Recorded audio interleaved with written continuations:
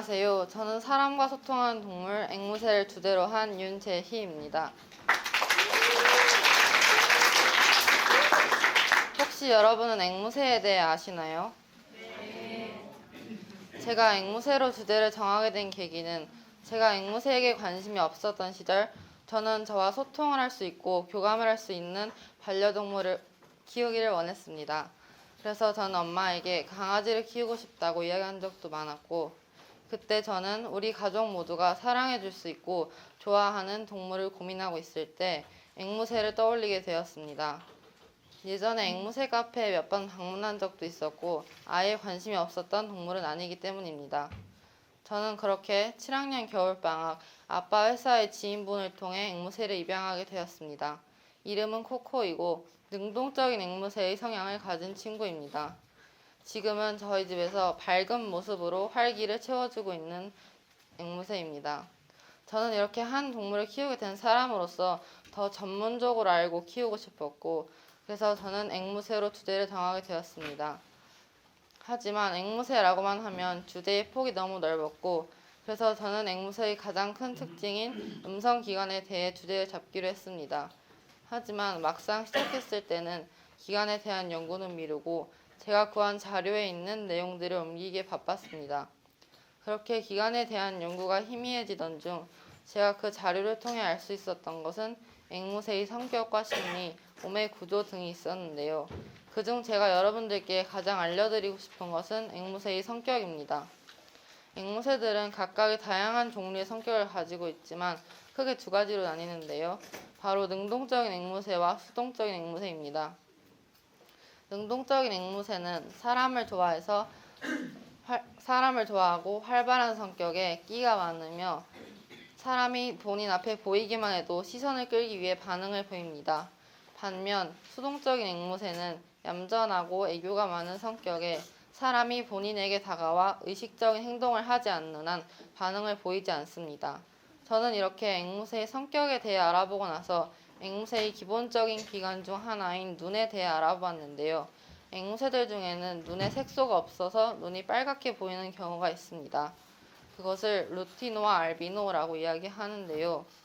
루티노는 노란색 깃털을 가지고 있다면 알비노는 하얀색 깃털을 가지고 있습니다. 두 친구는 이 외에 별 다른 점은 없다고 합니다. 평균적으로 눈에 색소가 있는 앵무새들은 눈이 갈색 아니면 검은색입니다. 저는 이렇게 자료를 통해서도 앵무새들에 대해 알 수 있었지만 제가 그것을 직접 경험하기 위해 매주 주말마다 앵무새 카페에 방문했습니다. 그곳에서 만날 수 있었던 친구들은 아프리카 회색 앵무와 아마존, 선코니어, 목도리 앵무, 갈라코카투 등이 있었는데요. 아프리카 회색 앵무는 말 그대로 아프리카에 서식하고 있으며 지능이 매우 높기로 알려져 있습니다. 아마존은 머리 위에 노란 깃털이 특징이며 사람의 말을 따라하는 것을 매우 좋아한다고 합니다.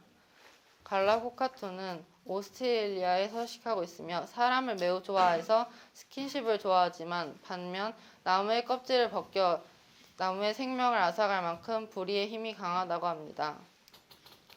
제가 만남을 통해 알아볼 수 있었던 친구들은 여기까지이지만 그 이외에도 알아본 친구들은 마찬가지로 오스트레일리아에 서식하는 그레이트 코카투라고 하는 앵무새가 있습니다. 그레이트 코카투는 사람을 매우 좋아해서 말과 장기자랑을 잘 배우고 100년을 산 사례가 있을 정도로 장수하는 친구라고 합니다. 평균적인 수명은 약 40년에서 50년입니다. 그리고 제가 키우는 반려앵무인 코코는 브라질에 서식하는 파인애플 그린치 코니어라는 종입니다. 파인애플 그린치 코니어는 화려한 깃털색으로 유명하며 주인을 매우 잘 따르는 친구들이라고 합니다. 반면 좀 엉뚱한 면도 가지고 있는데요.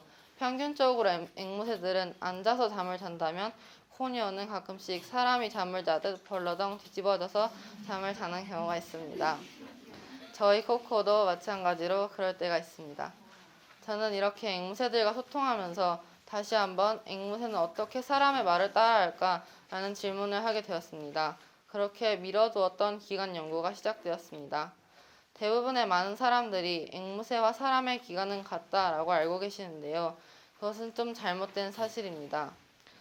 그것의 소리를 내는 원리가 같기 때문에 그렇게 이야기하는 것이지 사실상 구조는 매우 다릅니다. 사람은 성대와 후두를 통해 이야기한다면 앵무새는 명관이라는 기관을 통해 이야기합니다. 사람은 소리를 낼 때 오직 입과 혀로만 낼 수 있지만 앵무새는 명관이라는 기관을 통해서부터 소리가 올라옵니다. 앵무새가 소리를 낼 때 공기 주머니와 폐에서부터 공기가 올라와서 그것을 명관에서 다듬고 그 위에 있는 혀와 보리가 더 섬세히 다듬어 바깥으로 내보낸다고 합니다. 사람은 본인 스스로가 성대와 후두를 조절할 수 없지만 앵무새는 본인 스스로가 명관의 근육을 조절할 수 있어서 사람보다 훨씬 더 복잡한 음이나 소리가 가능하며 경우의 수에 따라서 두 가지의 음을 동시에 낼 수 있다고 합니다. 그렇다면 저희 코코는 지금 현재 안녕, 안녕하세요, 여보세요, 언니 등의 말을 할 수 있는데요.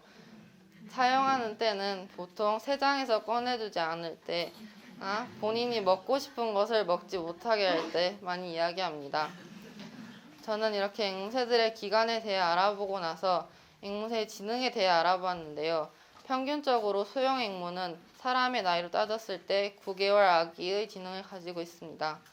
그리고 지금까지 지능이 가장 높았던 앵무새는 이름은 말씀드리지 않겠지만 약 5살 아이의 사람으로 따졌을 때 약 5살 아이의 지능을 가지고 있다고 합니다. 저는 지능을 조사한 이후에 앵무새의 뇌에 대해서도 조사해 보려고 했는데요.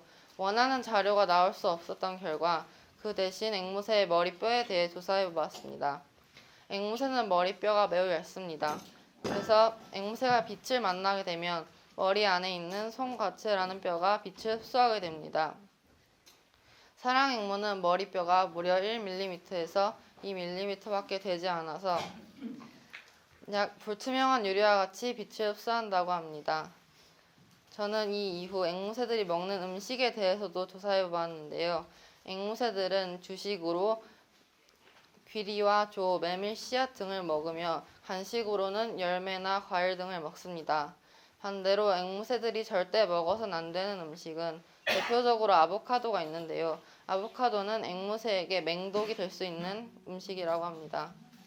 그 이외에도 인간이 먹는 음식인 쌀은 앵무새의 소화기관에 곰팡이를 피게 할 수 있으며 초콜릿은 중독을 일으킬 수 있어서 매우 좋지 않다고 합니다.